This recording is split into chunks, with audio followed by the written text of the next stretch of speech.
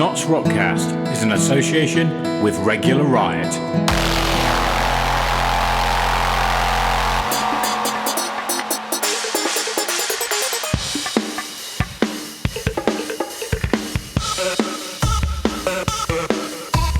Welcome to NottsRockCast, the Notts Alternative Scene podcast.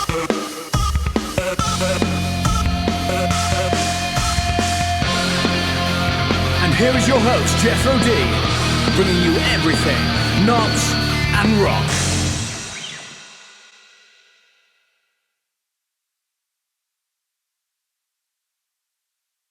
Welcome to NRC-003 on YouTube. Yes, back for another installment on YouTube, and if you're enjoying watching it on YouTube, please leave a comment in the comments section below. And you may notice that there is no band music on the YouTube podcasts. You'll actually still have to go to a podcast player to listen to that, because YouTube has a really great thing at taking videos down. Anyway, let's get on the chat with Tony Leathers from Good Times, Fun Times Karaoke. Welcome to NottsRockCast interview with our main man, the Fez himself, Mr. Tony Leathers from Good Times, Fun Times Karaoke at the Sow, usually on a Friday night. Tony, say hello. Shabba. I thought you were going to say that. Caveat today, we are actually going to, as I said, start doing a lot more comment of the week and, well, comment every show. From Facebook, from Twitter, any social media. If I see a good comment that I like, I'm going to basically talk about it. But what I want to do today is get people commenting. How many times does Tony say shabba? It's got to be, well, I'd give it away. I think you have to come down to actually assess that for yourselves. Because the whole thing with the, the kind of catchphrases and the one-liners and stuff, a lot of people think it's random. No, it's not random at all. No. It's been thought out. It's been planned. Brilliant. It's, the whole thing with the one-liners and stuff. I've always been into comedy and stuff, so a lot of the catchphrases and especially the one-liners and that's actually thought about. It's not just done. It's not just done. I literally thought naturally you were born and the first word you heard was shabba. No. All right. No. Did you want to introduce yourself and tell us what you do? Well, my name's Tony. I'm Libra. I'm not a vegetarian. No. I have a colleague at work, and she's a vegan, and the first thing she does is say her name and that she's a vegan, and it's like, okay, that's fine. But fair enough. Yeah, that is fair. That is fair enough. But it's one of those ways of introducing yourself. But so I've been in Nottingham now 24 years. But I'm originally from the northeast. I'm from Durham. You're not even going to let me ask the questions today, are you? No, you're not just really. coming out with it. He sat there with the questions on his phone. Well, it's all about being prepared. Okay. Do you want to give us an inspirational quote? I do. They always say that Nottingham's the centre of the UK, but Nottingham's centre of the UK, but it's been central to my life for the last 24 years. So. Oh right. So and that's basically down to the fact that I'm originally from Durham. I moved down here, ended up going to uni here, worked for the university. I've always had employment, made a lot of friends. I've seen a lot of things, done a lot of things. Lots of gigs, lots of different types of music, lots of adventures. And so, and I've now literally been in Nottingham longer than I've been in than I lived in the northeast. So, wow. So my heart belongs to Durham, but, I belong to Nottingham now. A bit like I say to people, my home is Nottingham now. I may have been born and lived in the south, but to be honest, I came here and I just love the people. Hence why I'm now doing this podcast and talking to people like you. Well, I totally get it. I totally get it because the quirks, the accent, the terminologies that they use, stuff. When I first moved down, like the whole thing of like an adult man calling me Duck was quite interesting. You know what I mean? And it's like I did look at him and had looked round in case there was a duck behind me. So, but not duck slightly. just give out the way. yeah, it's like you're in the way of me, duck. Oh, brilliant. Right, I'm a bit lost because I was going to ask you where you're originally from. But sorry. Is no, stop saying sorry. No, sorry. You lead the podcast if you want. No, it's fine. Yeah, but so Durham, which part of it? I'm from, I don't know anything about Durham. That's funny. Well, it's quite it's Durham City is one of the smallest cities in the UK. Yeah, but it's very picturesque. It's got is it 10th or 11th century castle cathedral type thing, and it's basically the cool thing about Durham, and there used to be a Saxon fort on the hill. Yeah, and where the current castle cathedral is, which has obviously been there for centuries. And the reason why it was put there is because there's a river on three sides. Yes. So obviously, it was a really strategical point to build. So very secure. But from the point of view of actually coming from Durham, the Durham area, a bit like Nottingham and Mansfield and stuff like that, it was very mining orientated. Yes. The pits and stuff. So I was born in '69. It's a case of, I lived through the whole miners' strikes and all that kind of thing, and saw, the degradation of the area. Yeah. Due to, the mines closing. And literally, infrastructure-wise, there was nothing. And the whole thing is, to actually do anything with my life, career-wise and stuff, I just needed somewhere where it was going to be a city of note. Okay. Of a decent size. I mean, I lived in Bradford for a while, but that was mainly because I lived with friends. But it was a case of Nottingham just really suited me because I've been all over the UK, been to lots of different cities, hung out, got to gigs and stuff and all that kind of thing. But Nottingham really, pretty much off the bat felt like it was a place I should be. Okay. So yeah, and I've ended up, like I say, I've been here 24 years, so it's a fair chunk of my life. Definitely worth sticking around for them. Well, yeah, I mean, I will probably always be here. So yeah. So what do you actually do? Because I've met you through doing Fun Times, Good Times. Or even Good Times, Fun Times. Or Good Times, Fun Times. There you go. Wrong way around. Yeah. Well, yeah. So I actually work for the NHS. I'm a graphic designer and clinical videographer. Most of the stuff that I do from a graphics point of view, I deal with colleagues who are going to be doing presentation-based materials for conferences or internal use on the walls. So I'll do lots of posters, graphics flyers, roller banner stands, the pop-up ones and stuff like that. On the graphical point of view, I've literally done all kinds of things. Done lots of stuff for Nottingham Children's Hospital and stuff as well, because that's a part of NUH. And on the clinical video point of view, I do lots of videos of surgery. So I do a lot of spinal surgery, so spinal corrections, scoliosis, spinal realignments. So I will literally video the surgery. The reason why I video is for teaching training purposes, and if they're doing anything that's new, a new technique, a new way of doing stuff, new pieces of equipment, I'll record it for posterity and for training. But then I also develop patient pathway stuff, which is for every bit of elective surgery that you have, you get a ton of paperwork. Literally, if you go to a hospital for surgery, you'll get bombarded with paperwork. So the whole idea of having a video that basically shows you through the whole process from consultation through to surgery through to aftercare, and then at the end of the video having X amount of people interviewed with the same questions about what they thought of the process, because you're going to get real world feedback of what they've gone through. I think that's kind of a trend at the moment it is, regarding anything. I know doing music production, a lot of people won't read anything nowadays. They're all straight on YouTube. They type the subject in and they'll watch a video. So that's kind of what you're getting at, I'm guessing. Definitely. It is on trend and stuff. And one of the issues is that if you come into the QMC or the City Hospital, which is my domain, you could go onto YouTube before that and you could type in what a surgery you're going to have and you'll come up with a video clip. Now, that could be from anywhere in the world. Yeah. Doesn't mean to say it's going to be done the same way where I am. Okay. So, it's if they're seeing something that was done in-house, they'll get a better understanding of the whole process. So that's the thing I'm been trying to push and develop and stuff. And as you can imagine, there's a lot of surgery, Yeah, lots of different types of surgery. So yeah. Well, there's a waiting list. But I know all about that. Yeah. Fair enough. Right, that's your day job. Let's get to the fun stuff. Yes, the fun stuff.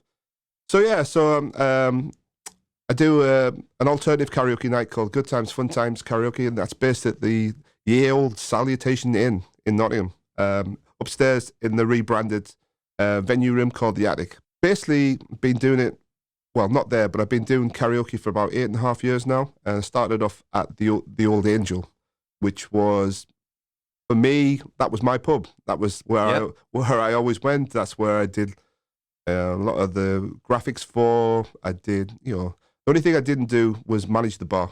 Yeah. I worked behind the bar. I worked on the door. I designed a lot of the stuff, put on gigs. Yeah, pretty much all. And then what happened was we had a guy who did karaoke, and what's the best way to put it? He was rubbish. And that Fair enough. And now he's in prison. So, that guy. I don't know. This is the first. No, so it's fine. This is anyway, story I haven't heard yet. Oh well. I'll tell you. I might tell you about this one off mic. Okay, fair enough. But anyway, let's not get done for slander. Yeah, we're not going to get done for slander. Yeah. Good. That's why I'm not mentioning these beep in them. So anyway, he was not what was required, and I just said to the landlord at the time, I could do better than that. So bought a MacBook, started downloading karaoke stuff, and bought a MacBook and a Fez. Well, is that where it came into it? Well, spoiling your story. It's actually quite funny because for people who haven't been to Good Times, Fun Times, which you should do because it's probably the best night you're ever going to have, ever in the world, contextually and visually and stuff. There's a lot of things going on. So one of the props that I use the most is a Fez. Now the reason why the Fez came around this time, about 9 years ago, right? The beer festival was on. Oh, so which beer festival? Sorry, Nottingham Beer Festival. Sorry. Oh, the one that's on at the moment. As we were recording this, the beer festival. Yeah, that one. And it was this weekend. And it was on at the castle at the time, yes. And it was my 40th birthday, and some of the guys came down and they had fezzes. Oh, right. Fezzes on and stuff, because lots of comedy hats you can buy at the beer festival. Yeah. And I remember at the end of the night, I came out with a fez. And it was just before, I was, about maybe 4 months later, that the karaoke thing came up. So I was, sat there and I was thinking about, how I wanted to do this, because I knew I didn't want to do a standard kind of conventional karaoke, because I was going to do it in an alternative bar and in a punk/alternative bar, it was a dive bar. Right. But I thought what would be really funny is to have like people with Mohicans doing ABBA. That kind of thing. And I wanted to bring the comedy value into it, because there was a distinct lack of it from the last guy. It wasn't funny, it was painful. You know what I mean? So I wanted to make it funny, and I wanted to get people involved. So it was a case of like, okay, props. So I thought about a song that would end the night, and I thought about the prop side of things, and then I actually thought about what would be the strap lines, the kind of catchphrases, the one-liners and stuff, and that's where the whole thing with like Shabba and there's certain things I'll say on my other things I won't and stuff, but the whole Shabba thing came from there, and the fest came about, and people say, is it because of Tommy Kuber? No, okay. Is it because of this, that, the other? No, it's down to Men at Work, Land Down Under, because in the video there's a guy wearing a fez, but I also got a fez from the beer festival, and so it all tied together. So that song and the fez, and then a few accoutrements, as we say, and a few catchphrases down the line. It's like 8.5 years later, and it's it's still going strong. Boom. Hear me now. No, that's interesting. I don't think I've ever actually asked you before. No. So not only is a load of people on this podcast listening now, I've actually just found out about it myself. Yeah, no, it's true. It's one of those things where, like I say, I get a lot of people come in, and I'll actually have people in the street who I know go Shabba, and I'll be like, hear me now. And then like other people turn around going, what's just gone on there? And it's like, later on when it goes maybe to 1, 2, fuck you and stuff like that.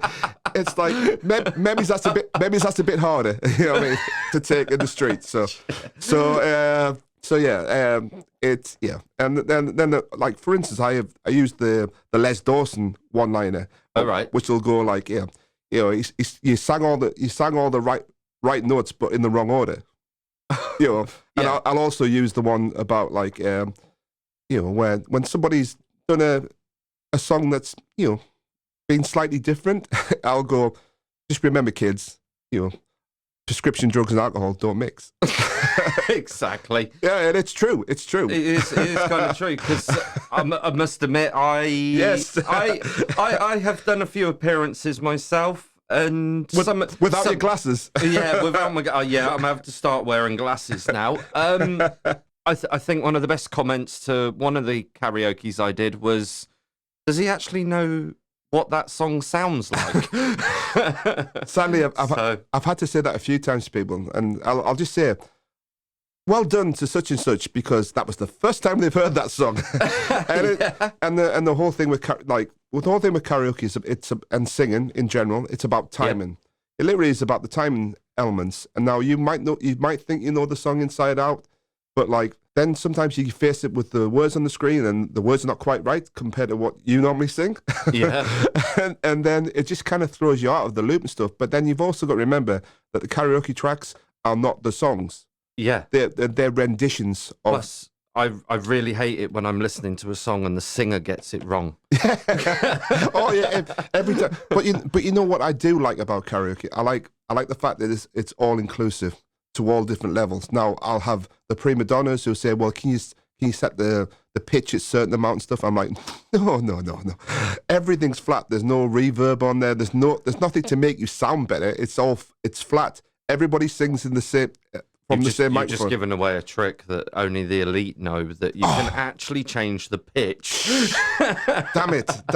Oh, well, I don't, so it's fine. Yeah. I used to compare myself down in Henley-on-Thames doing a bit of karaoke, and I'd worked out that we had this lovely little pitch wheel and could change it slightly. If you start down that road, though, everybody will be kind of, and it'll be like, okay, everything's nice and clear. It's simple. This is how it is.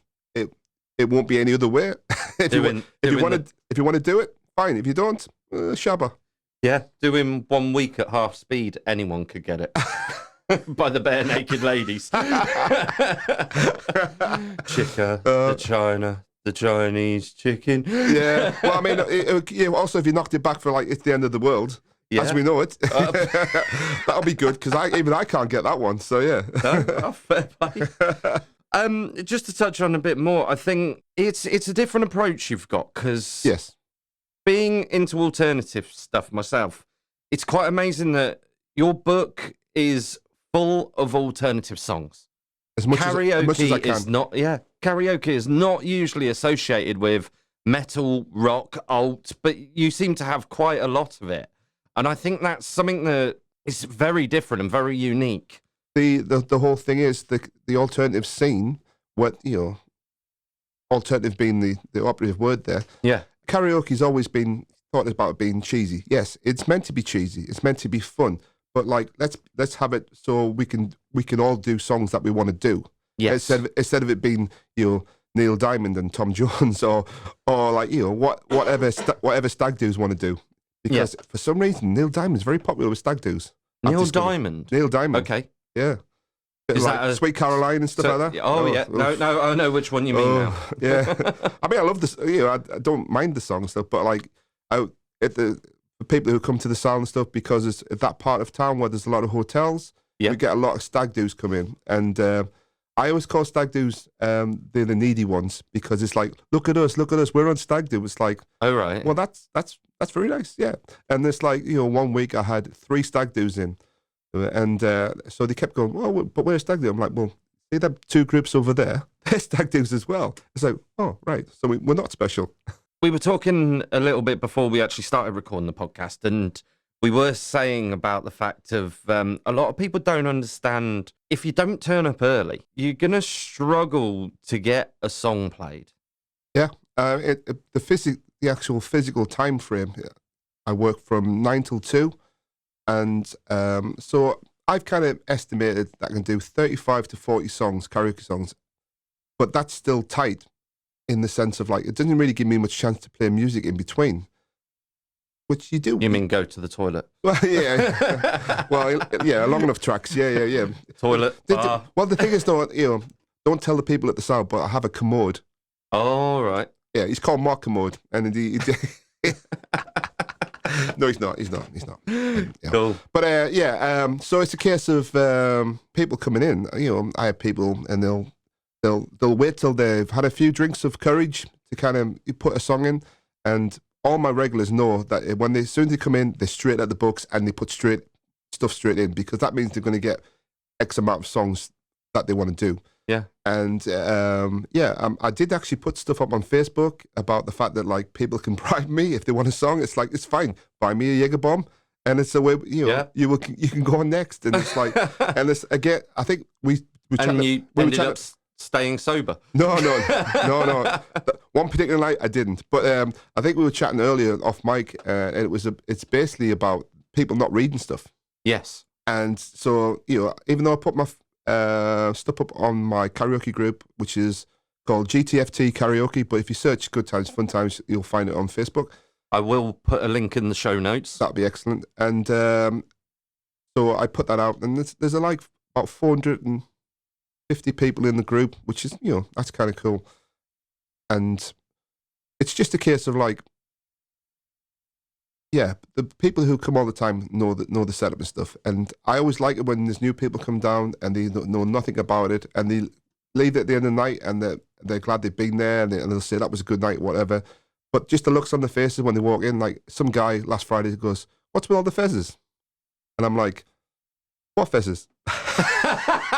Because there was about 15 fezzes floating around and stuff like that. And right. And he was going, "Oh, okay." So I've just walked into a rock pub. Yes. And they, for one, have got karaoke. Okay. Fez. There's a fez. And also as well, it's not regular red fezzes, there's black fezzes. Oh, right. Because, black fezzes are alternative. Fair enough. There's enough. A fez by any other colour. Yeah. Well, I have a green one for St. Patrick's Day, if that makes any difference as well. Oh, no. I think that's keeping in with the spirit of it. I think so, yes. Cool. Yeah, especially whiskey. Yes, definitely. Whiskey spirit, yes. Right, moving on a bit more then. I think we've explained what compelled you to become who you are today, or would you like to give any mentions to that? You know what? As far as that goes and stuff, I've always been one of those people that I've never been ambitious, never really thought about stuff. I've always gone with the flow. Yes. Now, as well, I need to point out about we'll go into my musical taste later on and stuff, but if I point out now that there are only two types of music, and that's the music that you like and the music you don't like. Yeah. But you've always got to be open enough to listen to new stuff to make that assessment. Okay. And I've always been that way inclined with what I do. Now, whether it be career, relationships, people that you meet and stuff, because for a fact you're going to meet people and they're going to come in and out of your life stuff, and then you're going to have the constants, and then you're going to have work and then career development stuff, and like even though I've got a job that I do and I love and stuff, technically it's a career, and I never thought I'd have a career in anything, you know what I mean? Wow. in my life. So that's, and then the whole thing with the karaoke element and stuff, it's just the right platform for me because of my outlook, my attitude, and the fact that I like to talk in general. And it's me, my sense of humor, whether people take it on board or not and stuff, it's it's what I enjoy doing. So, quintessentially where I am today. So it's interesting knowing stuff from different people from different backgrounds. Yes. Because I must admit, even if you've ever met Tony, if you've ever looked at Tony, you wouldn't actually necessarily think alternative background. You'd think probably normal, whatever normal is. That's a completely different conversation for me to have. I really have a different opinion with that word. But you wouldn't think from alternative background, but it really doesn't matter who you are, what you are. It's like, don't judge a book by its cover. This guy stands there and sings Megadeth and stuff like that. So, yeah. Moving on again. Any special mentions or more details about yourself? I would actually like to say, going on the fact that he does the karaoke and he does it in the cell, and we talked a little bit about other different music. He did the DJing at my wedding, and I'll give you the reason why I asked Tony to do it. My wife doesn't like metal. I'm a big metalhead. She doesn't like metal. So we had a lot of family members and a lot of friends all into different music. And when I was speaking to Tony about all the different stuff he had, it was like, brilliant. He's got metal. He's got normal wedding songs and everything like that. So I just thought he was absolutely brilliant at doing that. Well, I think the thing is with stuff like that, and I've done various different events, DJing wise. Like a couple of last Saturday, not Saturday gone, but the Saturday before. Yeah, I did a 50th birthday party, and it was an 80s theme. But they wanted all the elements of 80s, so New Romantics, cheesy bits, whatever. But they also wanted some like of the indie alternative stuff. So they were big fans of, they wanted Devo and stuff, and they wanted the Smiths and all that kind of thing. So, and it really kind of got me into the. I remember the 80s, but I mean, 80s for me was, especially early 80s, was Iron Maiden and stuff like that. Like because of the stuff that was around at that time. I've always in those days as well. There was no internet. There was no Spotify. There was no, these days you can be what you want to be. You can listen to what you want to do in a couple of clicks of a button. Whereas in the late 70s, early 80s, which was when my formative years were, it was a case of like, when I got into music, I got into ska and the two-tone thing because it was fun. It was a fun thing, you know what I mean? And it wasn't the crappy chart music that was around and stuff. Obviously I heard the Sex Pistols and stuff, and then, I remember 82 watching The Exploited doing Dead City on Top of the Pops. I mean, come on, you know what I mean? Right. And stuff like that. But, it was funny because my village, and we remember these are pit villages, we were all rockers and metalers, and the village over were all punks. So they basically used to bring their records to our disco, and we used to take our records to them and stuff. And it was kind of like that whole cross-pollination was great. And then I remember getting into like, Anthrax and Megadeth and Metallica and Slayer. And it was just like, and I missed the 86 tour with Slayer, Anthrax and Metallica. I missed it. Just not into it properly. But by the time I got into it and stuff, and then I remember walking around this rock disco in Durham, and I had an Anthrax t-shirt on, and I even had a mosh hat. Oh, right. Yeah, with the knot on and stuff like that. And then the Anthrax t-shirt was the Indians one, and it had the NYC. Yes. I didn't even know what hardcore was, you know what I mean? And I'm bumping into this guy, and he goes, "So are you into hardcore?" And I'm like, who are you talking to? That kind of thing, you know what I mean? And that was my induction into American hardcore, and that was my scene. That was my scene for it still is. Yeah. And was straight edge for 10 years, didn't drink. In that time I listened to all kinds of music, and I still do, So that's where my early backgrounds was ska, and then metal, thrash, hardcore, and obviously got into all the UK punk bands as well. Oi, all and still listen to metal as well, you know what I mean? Yeah. And, but it was a good cross section of stuff that I listened to. And then there's bands that I should have seen and never saw, like the Ramones. I never saw the Cramps because I never got into them in time. Wow. Loads of bands that I can think off the top of my head, like bigger bands. Like, for instance, Nirvana on the Bleach tour, I had a ticket, didn't go. Oh. You know what I mean? You know what I mean? I mean, I saw like, bands like Rage Against the Machine on the first tour, because Zach De La Rocha was in a band called Hard Stance before that, which was I think it was either California hardcore band and stuff, so we knew of them and stuff. Yeah. And we had the album like maybe 9 months before it got released, so we had it like well in advance because we had like a demo of it and stuff. So, sorry, I think I segued you. Yeah. I can't even pronounce that word now. Is that the thing you ride? Yeah, I think it is. It's known as a Segway because you go sideways or something. Yeah, like that. well, it's one of those things where it's kind of like sometimes it stuff leads on to other things. So yeah. Yeah. Cool. So, what hurdles did you personally face, and how did you overcome them? Like yourself, I'm dyslexic. So that that was a challenge, especially at school wise and stuff like that. And like for instance, even now I'm not I read, but I'm not the best at it and stuff. But I can listen to a song and listen to it a couple of times, and I've got the lyrics.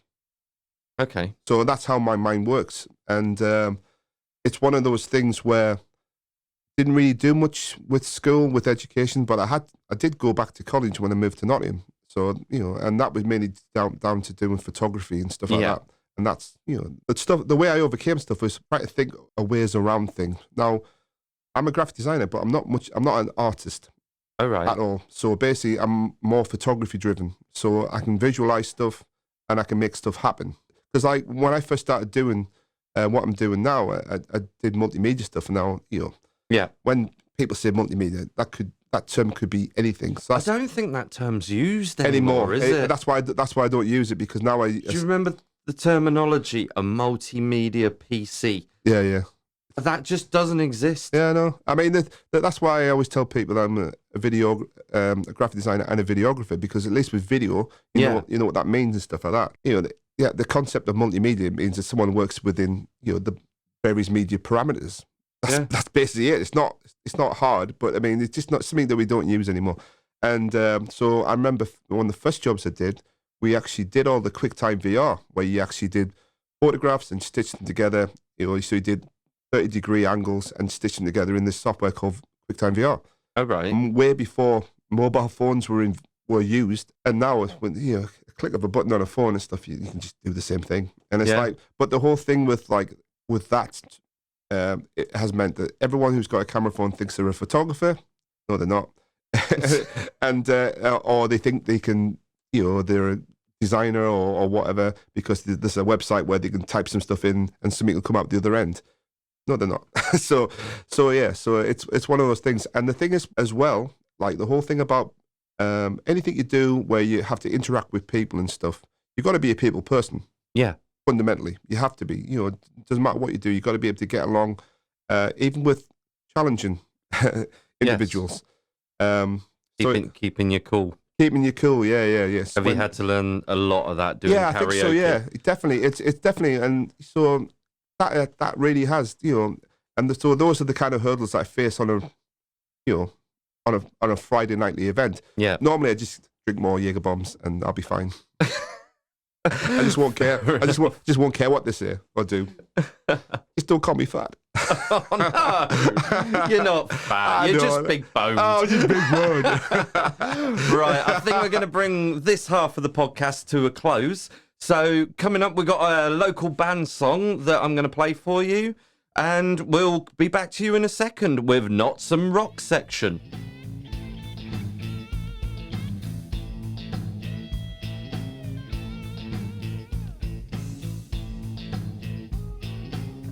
Welcome back to NottsRockCast with Tony Leathers, the Fez. Say hello again, Tony. Shabba. Hope you're keeping count, because I've lost count by this point. Right. I completely forgot to ask you, other than being a karaoke host and DJ, is there anything else you can be hired for? Well, do you want the clean version? Do you want the adult version, or do you want the kind of radio podcast sensitive version? It doesn't actually matter, because this is rated R and explicit. So, well, it's quite funny. A few years ago, I was trying to set up a Nerf war business. Oh right, yeah, which was quite funny, because again, it was something that I thought about and I planned it all structured and stuff, but that never quite came off. When it comes to the actual stuff that I do now, then I am hired. I do a DJ as well. So recently I did a 50th birthday party. Big shout out to both Ruths, who are both now 50, and that was the 80s theme. So that was kind of cool. Like stuff in general, in the sense of I have no interest in DJing where it's dance music. It's not my genre, you know what I mean? Oh, right. and also stuff that of now.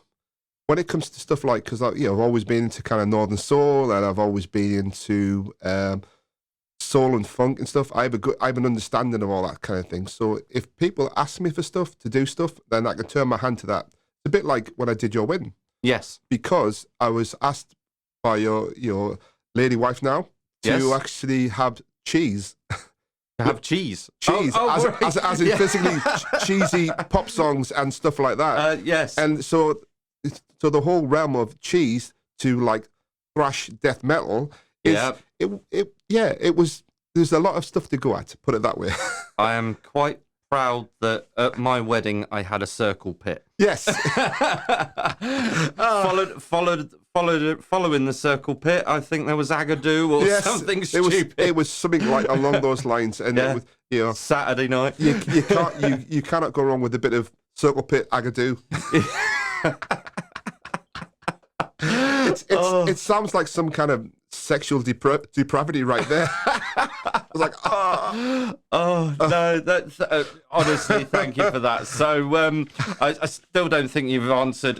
What else will you do? Yeah, I mean, literally, as long as I can have a microphone put in front of me, I'll do anything. A microphone, your laptop, set of speakers. Yeah. It's kind of like, the thing is what, as far as like DJing and stuff like that. I mean, I did a games night. That was a while ago, and it was Super Mario Mondays. Oh right. And that was the concept. And it was basically we had an old Nintendo and screen, and then we had driving music. So I took the original kind of trailer for Super Mario, and I added some like earthquake effects in Final Cut, and I added Ace of Spades, Motorhead. So it was like proper driving music. So one of the nights it was a Motorhead soundtrack. Yep. And then it was going to be maybe a Ramones soundtrack. Something that was going to be fast and kind of with a beat to it and stuff. Something you could drive to. And then one of the night we only did within speed limits. Yeah, within speed limits. Well, actually, the flyer did say it's the only night you can drink and drive. Oh right, yes. Yeah. So I did that for a while, and that was kind of cool. So I'm looking, I've been chatting to a few people about doing some like games based stuff, because the thing was with Super Mario, as a concept, it was very straightforward because it's racing. You race against each other, so you have a tournament type style thing. It's like X amount of minutes, 3 minutes, 4 minutes a game. And then, you work your way through to the final and stuff. And it's just something fun, you know what I mean? So we're chatting about doing something like, a games type thing at the Sal, mainly because they got the pool table upstairs and stuff like that. So something like that would be quite fun, especially on retro games console where the graphics are not great. Yeah. You know what I mean? And that sounds like a really grand idea. To be honest. Well, the whole thing with especially Super Mario, because of of the structure of it and stuff, it's great. Whereas people want about like shoot 'em up games and stuff like that. Well, fine, but a race game has a start and a finish. You know what I mean? Yeah, it does. And it's quick and simple. You know what I mean? And which means you can get the games in and stuff. But the whole thing about having the right kind of soundtrack to it. Yeah. Where obviously come on, let's face it, Motorhead was the first choice by far, because it's Motorhead. It's got that Motorhead, beat. motor car. Yeah. All good times. So I think so for that again, motorbike. Yeah, the whole thing with that that was all themed as well. So I had the Super Mario outfits, I had Super Mario hats, I had t-shirts, I had bunch of bananas. Yeah, well, I had chairs that said player 1, player 2 on and stuff like that. And again, it was the whole thought process. You got to think about these things and you structure it right. And because of my design background and the fact that I've got a little bit of OCD as well, it's attention to detail. Right. It's the attention to detail. But no live turtles were hurt in the making of this. Well, to be honest, there was a guy who did it and stuff, and then he left and he was walking quite funny. So I just don't know. Oh right. Fair enough. Right. Anyway, let's crack on. This section is Knots and Rock, so I'm going to ask you a few questions about Knots and the alternative scene within Nottingham. So, what do you love / enjoy about living in Notts? The diversity. Obviously, it's a city that's not that big in the scheme of things. Yep. And it's quite small at the hub. Okay. So that's why you always get, or used to get, a lot more kind of stag do's and hen night stuff, because you really can't get lost in Nottingham. It's the central part. It's fairly small, and it's the same with the alternative scene and stuff. You've got all your various venues. Can I? Yeah, you can name any of them. Fine, yeah. So to be honest, name all of them. I speak with all of them, so fine. I'm quite happy. So yeah, I mean, so anybody who lives in Nottingham, you will have been to some of the venues. You would have been, like I work at the Salutation, which is an alternative pub, and you've got the Tap and Tumbler, which is obviously an alternative bar as well. More rock orientated, I would like to say, and stuff. Yeah. You used to have the Old Angel, but that closed down, and now it's open again, and they still are actually putting on a little bit of. Yeah, but I mean, it's one of. Yes, you're correct, because it's got a venue upstairs, so that's fine. Yeah, I've seen a couple of old school death metal bands there.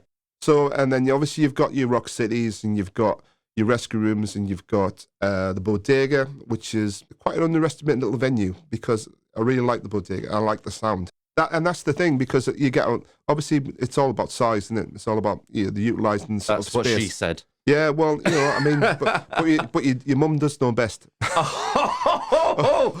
Touche.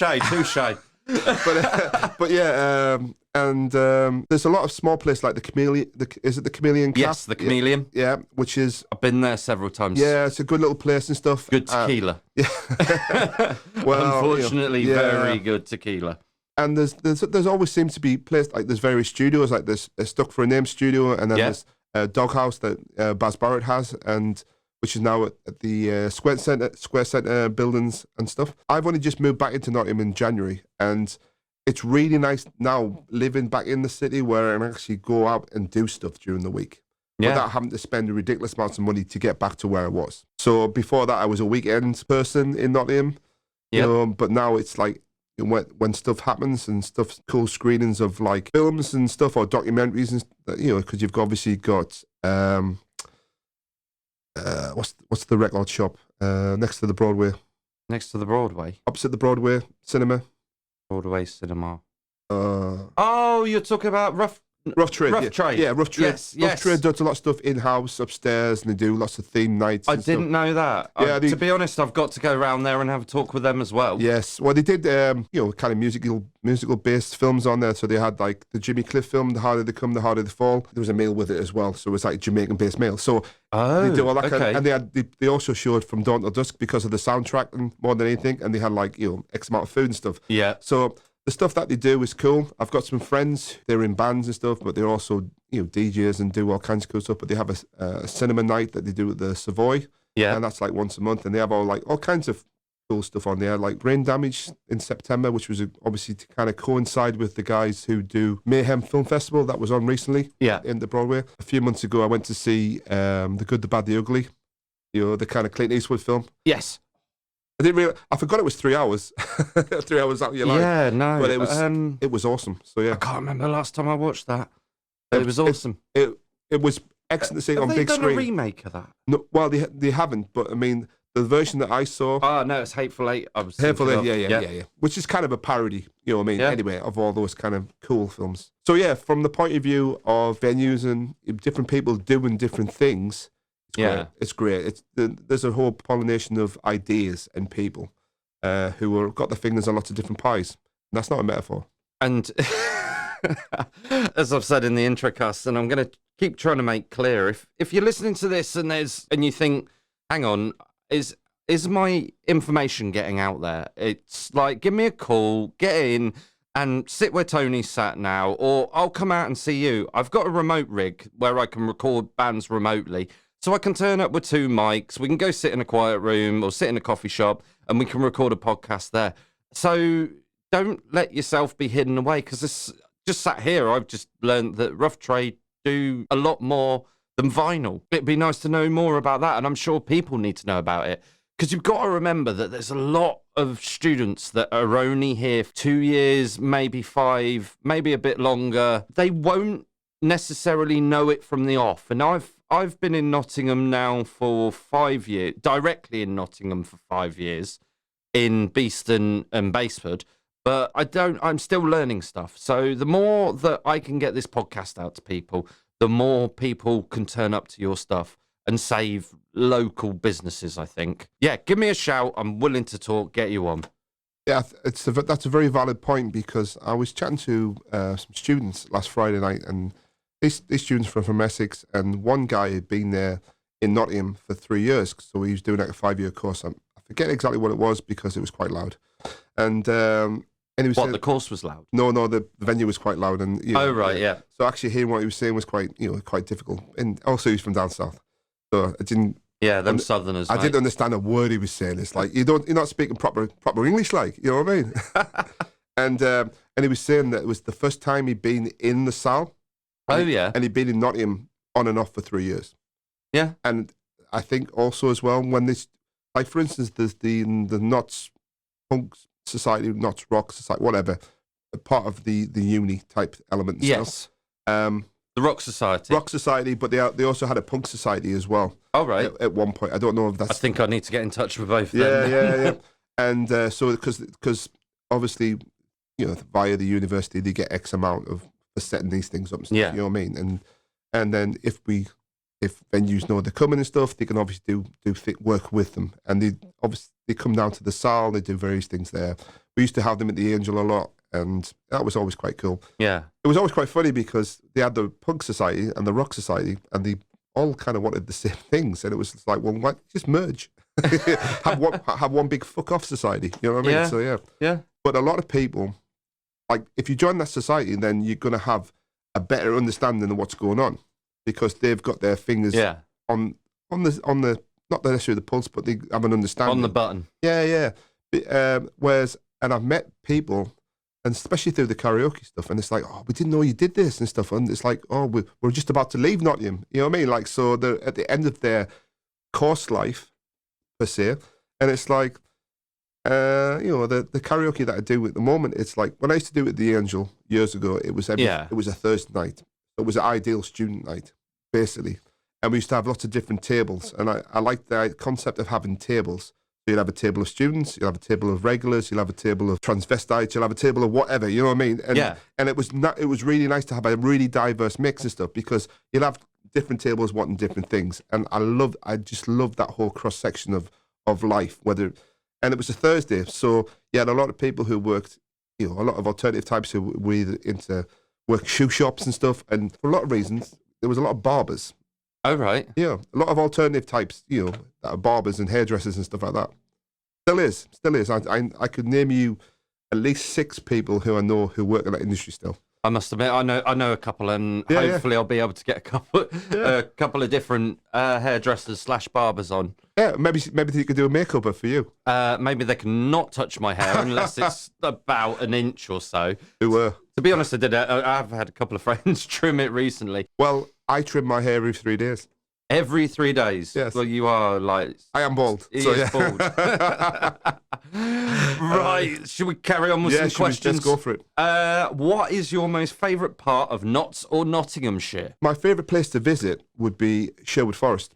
I like the whole vibe. I like the historical aspect of it stuff. Is that as in the visitors centre? Visitor Centre, Major Oak, that kind of thing. It's a nice walk around, and it's cool. I really like it. And when I have people who come to Nottingham to visit stuff, I always take them there, because it's kind of like from the historical. Oh, cool. From the historical point of view, part of the original forest, and the original forest extended all the way to Nottingham, where the castle is. Yes. So now it's kind of like 30 miles, or well, I would say more like 25 miles has gone. Yes. Of original medieval forest, and it's such a shame. But like, at least there's something there, and there's a certain vibe to the place. Yeah. And I like the fact that they're always doing stuff, lots of reenactment stuff. Last time I went up there, I took my wife, because she had never been. She's from down south as well. Yeah. But she had never been, and we turned up, and they just so happened to have a reenactment day. Yeah. She ended up learning about moulds for belt buckles and stuff, and she actually walked away with a discarded one, which was quite nice. They do, well, obviously they have funding to do a lot of different things, and I actually know some of the people who get involved in all this stuff. It's really nice. If you catch those days, I mean, you can obviously go online. They'll have all the information there and stuff, and I've been to quite a few, and it's really nice. As for actually living in the city and stuff, I like all the city. I've lived pretty much everywhere. The only places I haven't lived is West Bridgeford and Beeston.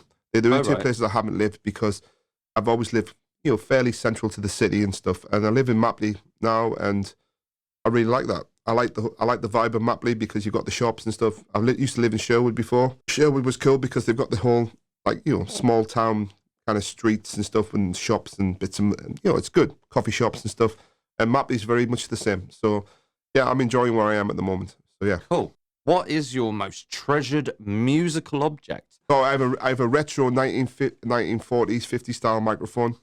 Oh, one of the chrome type? Chrome type that you hold at the back, like Elvis used to sing into. Yeah, a bit like your jazz singer where he walks up in the centre. Oh yeah. Oh, that's an original one. It's not. Sadly, it's not original. It's a repo, but it's like I love that. I just love the feel of it, the weight of it, and stuff. And like obviously, some of the things I didn't mention from my background. I grew up in a house, and my mum was the musical person type thing. We always listened to a lot of Elvis. I'm a big, massive Elvis fan. I went to Gracelands in 2006. That's cool. To visit the King. But we also listened to a lot of mum listened, country and western. So we constantly listened to Don Williams, and I'd be listening to Kenny Rogers, Marty Robbins, all those kind of people. Obviously a little bit of Johnny Cash, but not massively and stuff. And then you've always got places where you want to go, things you want to do. And top of my list was Gracelands, and I did it. Cool. And so yeah, and so, this is what led you to get your the whole microphone. The whole microphone thing was just because, in these early days, the early recordings in Sun Studio, they had these, they had the original microphones. Because when I went round to Sun Records on tour, did the tour and stuff. Yeah, they had the original ones and stuff. It looks like it's a replica, but as a musical piece of equipment and stuff, it's my favorite by far. No, I completely agree. I love the look of them, and to be honest, when I was younger, I was still into metal then, and one of the bands I really got into because my next door neighbour across the road was their label manager, and it's Earth Tone 9. I moved to Nottingham. I find out Earth Tone 9's a Nottingham band. Completely forgot about it. But when you say about this chrome microphone, the lead singer from Earth Tone 9 actually used to use one. It was quite a great concept because it was like metal plus this microphone sticking out. I saw him in the White Horse in High Wycombe the first time I'd actually watched Earth Tone 9.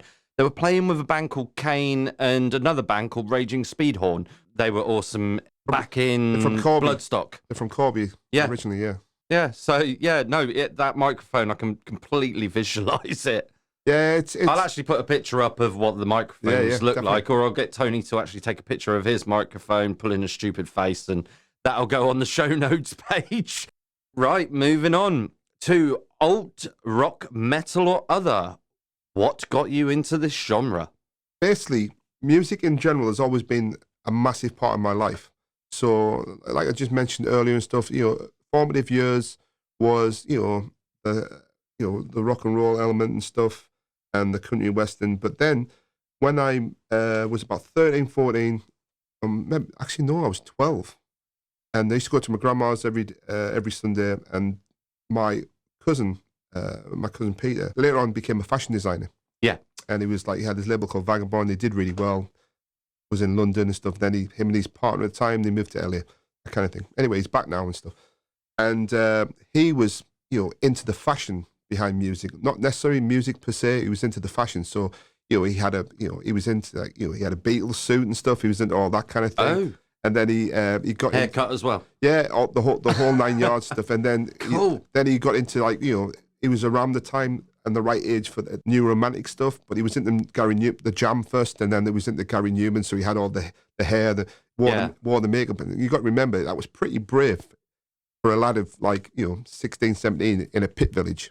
You know what I mean? And when the new romantic stuff came out, him and his mates were dressed like with the eyeliner and the hair and stuff like that. And it was just there was a few times they got the, proverbial shit kicked out of them just for being different and alternative. And it was one of those things. That's quite an upsetting thing to hear, but it is. But you got to remember, this is in the 70s. You know what I mean? Yeah. So it was one of those things. So that music. So he left loads of stuff there at my grandma's house, and so I had my dad's older brother had left all these kind of Rolling Stones, Roy Orbison, all that kind of vinyl material, which was great. And then my dad's youngest brother had left all these Alice Cooper, Sabbath, Oh, right. Deep Purple, vinyl, and it was just like, wow. So every Sunday from being 12 to about 15, I had 3 years of like just blasting all this cool vinyl out. And my cousin Peter left all like Susan the Banshees, the Undertones, the Jam. Oh, nice. And it was just like, what, for me, a Sunday was just like, hello, Grandma, hello, Granddad. I'm up upstairs to play records. Cool. And it was brilliant. And then obviously at school and stuff, we, the whole two-tone movement started. And so it was the whole ska thing. And then, like I said before, my village, we were a rock village and the other village was punk. So my musical grounding was really good. It wasn't just one scene, it was the bunch of scenes, which now we can look back in hindsight and say it's alternative, because it is. I actually really relate to that story, because what got me into metal and all that was my dad. He started out being someone who was into a lot of different music, and he liked his classic rock. He would listen to disco, he'd listen to everything like that. My mum was really into ABBA. Dad, again, really into Blondie. I think he had the biggest crush on Blondie ever. But to be honest, yeah, I think I still have. And that's all the face. But yeah, I can really relate to two different sides of it. And the one, sorry to take it over a little bit, but one little story that my dad loves telling, and he keeps forgetting it wasn't me that said it. It was my older brother. Actually turned around and came home one day, and my dad's there. And my older brother goes, Bill, you've got to listen to this brand new band. I've just found out about this brand new band. And I've got, their music, one of their albums. And he goes, oh, well, what is it? And he goes, oh, they're called Led Zeppelin. He goes, I've got all them albums on cassette in the cupboard down there. And my older brother's gone, what? No, they're new. I have this very similar story. I had a housemate who, I'm not going to name his name, but he was a dick. And and it was basically he was a fashionista. So he whatever was cool, that's what he was into and stuff. And like if you weren't into what he was into, then you weren't cool. And then he elitist. Oh yeah, one day he must have been reading The Guardian or some shit, and they mentioned the Sonics. Oh right. And he goes, I've heard this really good new band and stuff like that. He goes, you'll probably like it and stuff like that. And I'm like, yeah, what they called? The Sonics from the 60s. It's like, oh, right, okay. Oh, I thought you would have known what they were. Like, yeah. Don't try to bring up music with me, please. Please don't. So, just leave it with your kind of, your fashion essentials. You had a list of fashion essentials that you had to have, and if you didn't have them and stuff, it was like, really? You weren't allowed to eat lunch with him. Well, luckily for all of us in Nottingham, he doesn't live here anymore. Yay! He was known as being a bit of a beer leech around town. Oh right, one of those types. Yeah, but probably not the one you're thinking of. No, don't. Yeah, okay. I'm not even thinking of anyone. Okay, so, good times. Right, let's roll on again. Name your most influential band or artist. Now, I thought about this coming over, and it was really tricky because, like I say, there's all kinds of genres. Now, if I was to say Elvis, that would be early doors, definitely, because that in my formative years it was Elvis. It had to be, you know what I mean? But like, if I had to name it an artist and band who I still listen to and I've listened to on a regular basis for the last 30 years, it would have to be the Mighty Mighty Boss Tones, because it was ska / metal hardcore, called skacore, right? Which is always good. And they just had. I've always been about the lyrics. Now I've listened to a lot of stuff over the years where it's been like really hard, growly lyrics where you can barely make out what they're saying. You know what I mean? I've always been a lyrics person and stuff, and I like a good beat and I like a good tune and stuff. You thrash, you kind of death metal with like logos that you can't understand. Yeah, it's sometimes that always seemed a little bit elitist because you've kind of got to know what the band's called before you actually can read what it says. I'm just going to put this one out there, and I know people are going to grumble at me, but I look at a lot of death metal band logos and black metal band logos.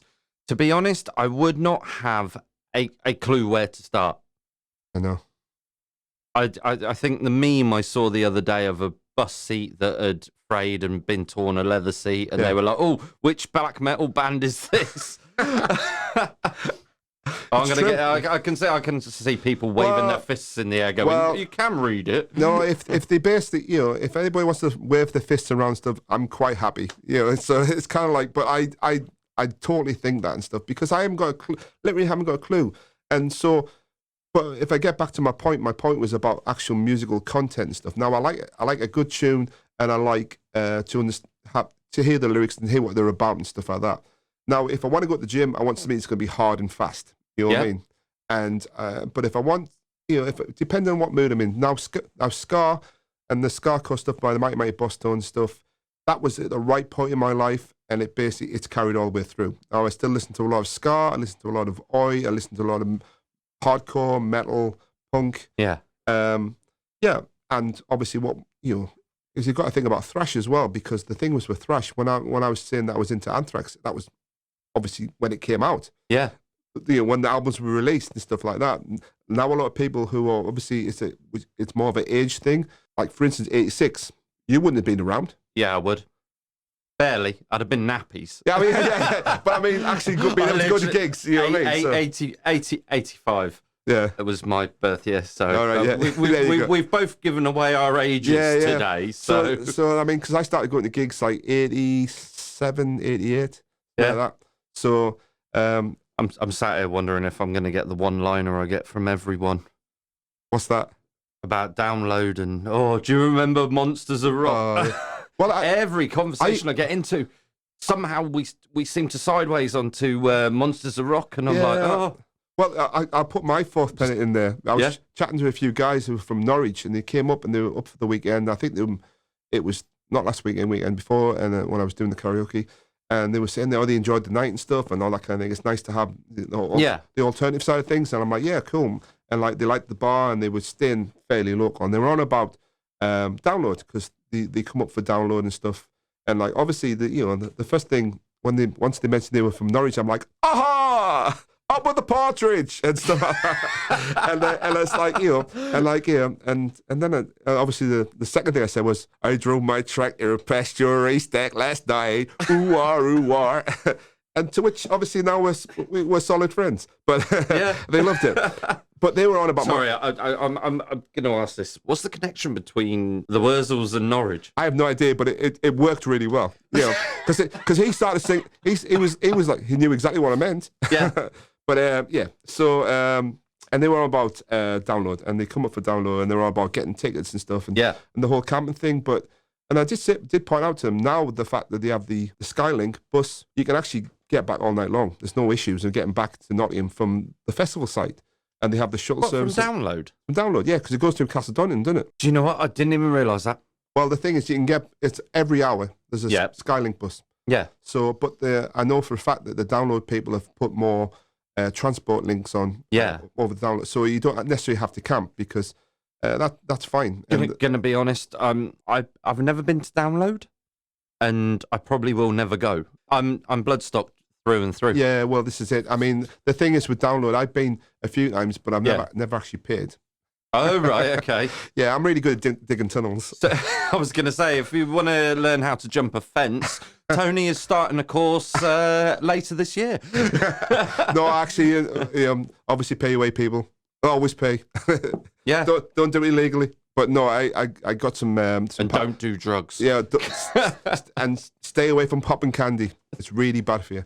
But anyway, I got a few guest passes and stuff like that, so that was kind of cool. But it's one, and we were chatting about. So they mentioned Monsters of Rock. Getting back to your point and stuff, and they were saying, "Well, did you go to Monsters of Rock and stuff?" I'm like, "Well, no, I wasn't necessarily at that time into that stuff. I was more into, I know some of the thrash bands played, but also it was I was in Durham and it was down here, so that whole travel thing.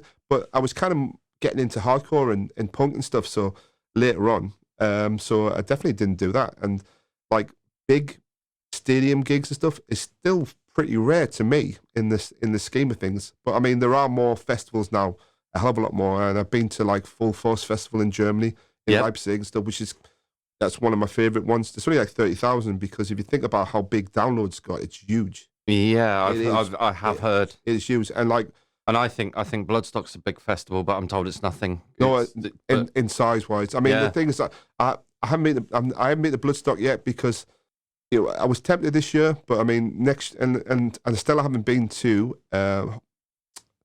I'm kind of looking forward to this year's Bloodstock because Dee Schneider's playing. Yes, and I Twisted saw Sister. that. Yeah, I saw Twisted Sister's last gig. Did a bit of stage crowd surfing. Yeah, and I'd never really looked into Twisted Sister. I started looking into it on the build up. Yeah. And oh my god, it was the best gig I've ever seen. They were brilliant, and for me to get to that point of really enjoying a band and seeing them live, and then it's like it's their last show. So when Dee Schneider came up on the bill this year for next year, I was like, yes, just all of the yes. I'm going to be there anyway. But brilliant. Well, I mean, the thing is, from my point of view and stuff, from a lot of the people that I hang out with, my friends, stuff. The Rebellion Festival in Blackpool, the kind of the punk festival. That used to be Holidays in the Sun at Morecambe and stuff like that a few years back. It's been in Blackpool. Hi. Yeah. Hody ho.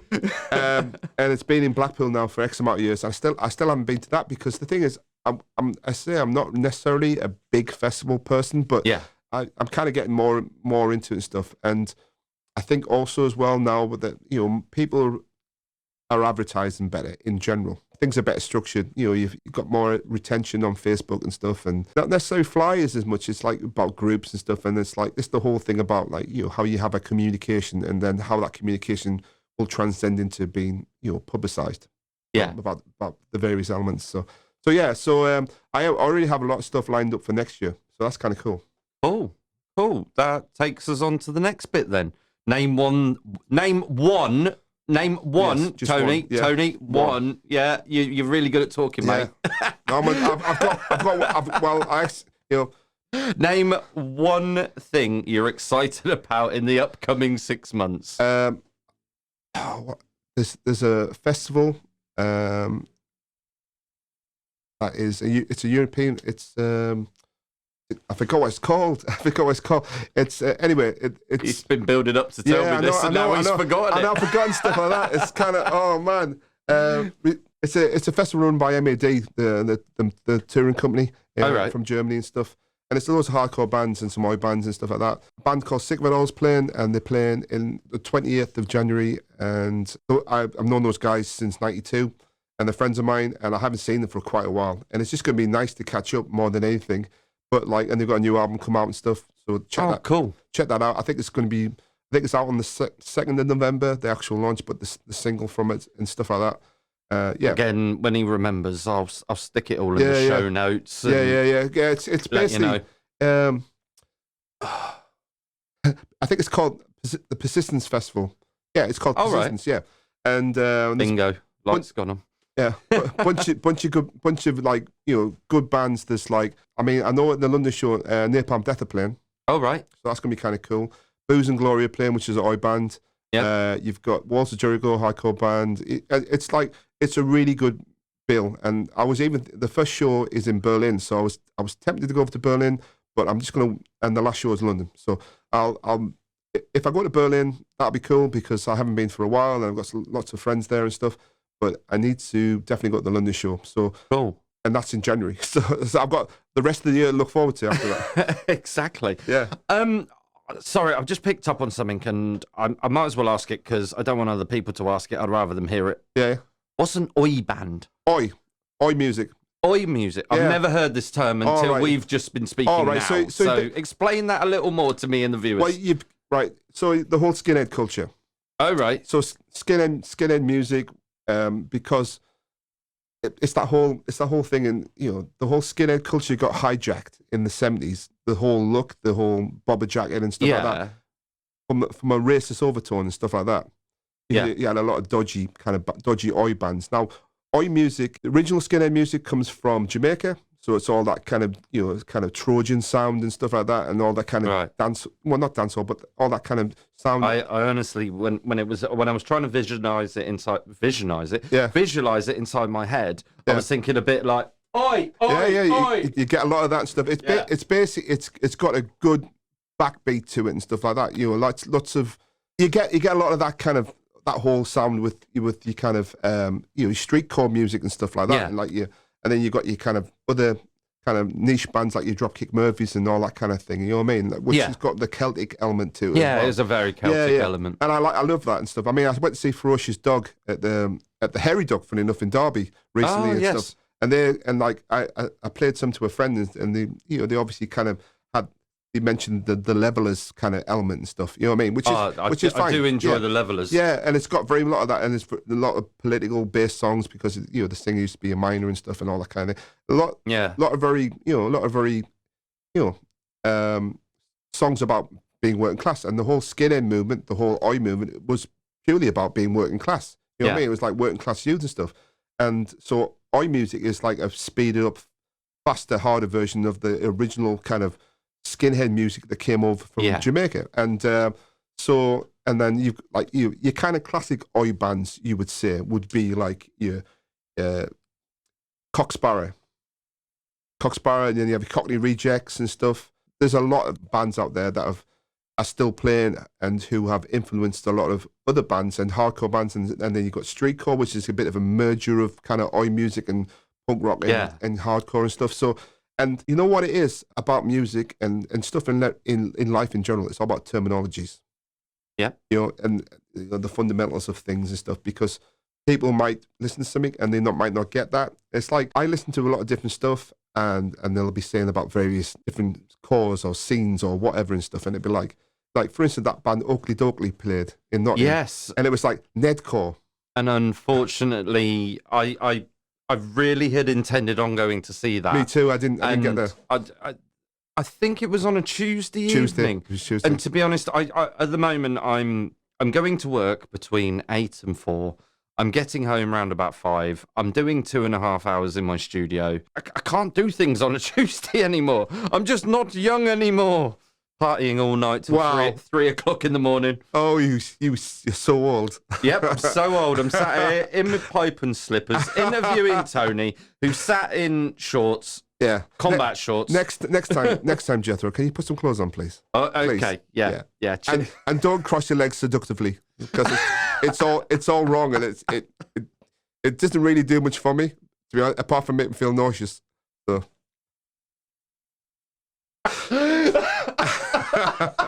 Oh God.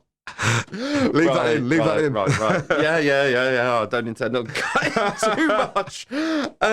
Right, let's get on to the final question, seeing as I've kept you talking long enough, even though you're loving it. I love it. In your opinion, what makes the Notts alternative scene great? Yeah, I did think about this. You got to have people with passion. So there's people around who were from Nottingham, and there's a lot of people who moved here and now call it home, which is exactly what you need to have any kind of scene, because you've got the internal people who have always been here, and then you've got the new balance of ideas coming from external. Yeah. And that even means people who are not even from this country that have brought new stuff, new thoughts, ideas to the table. And you have a lot of creative people.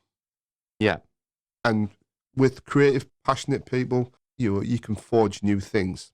And I think that's what's always been good about the Nottingham alternative scene, is the fact that we've always had a nice influx / add to that whole aesthetic.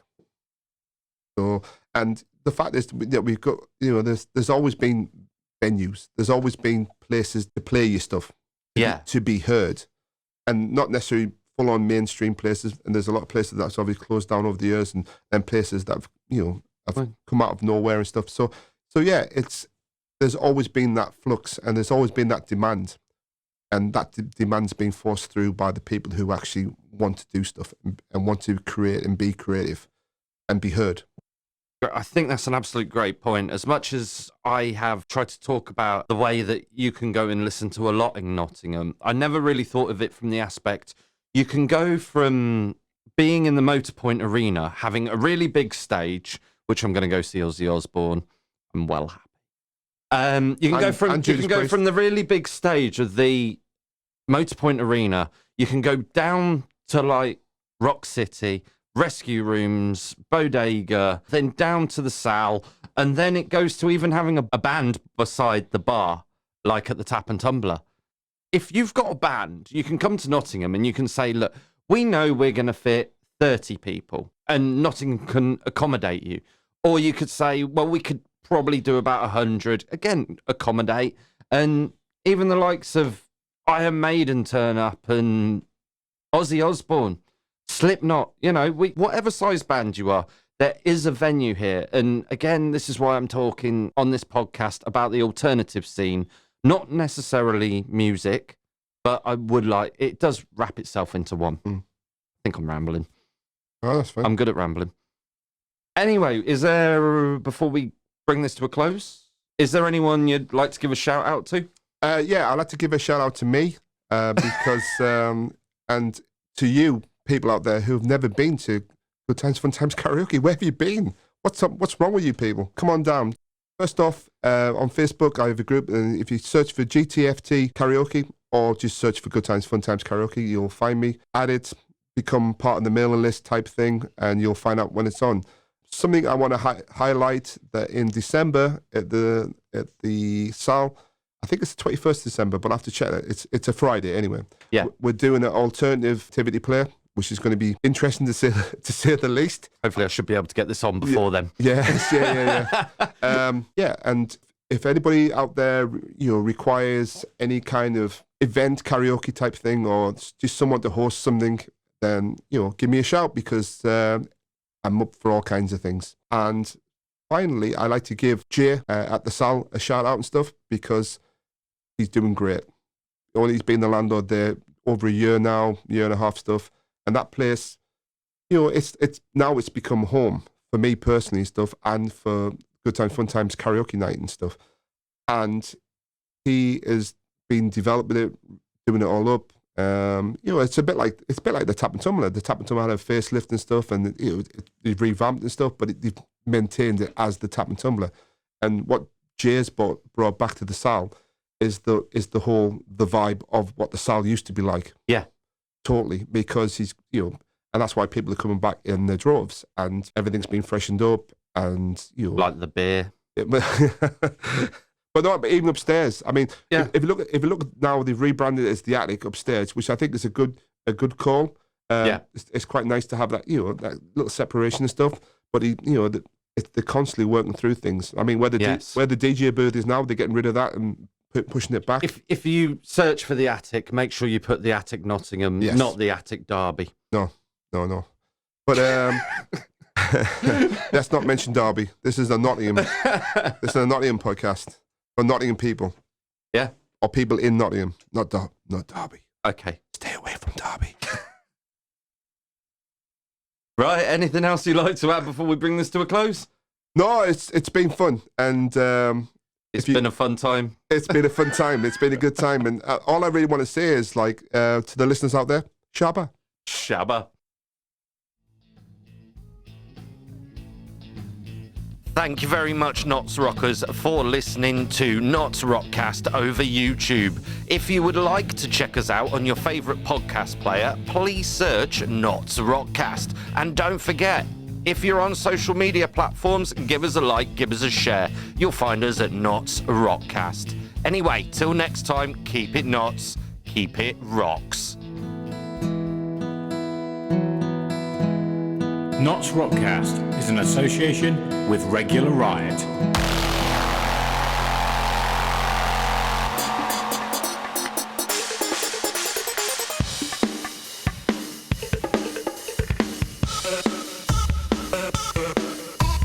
Welcome to NottsRockCast, the Notts Alternative Scene podcast.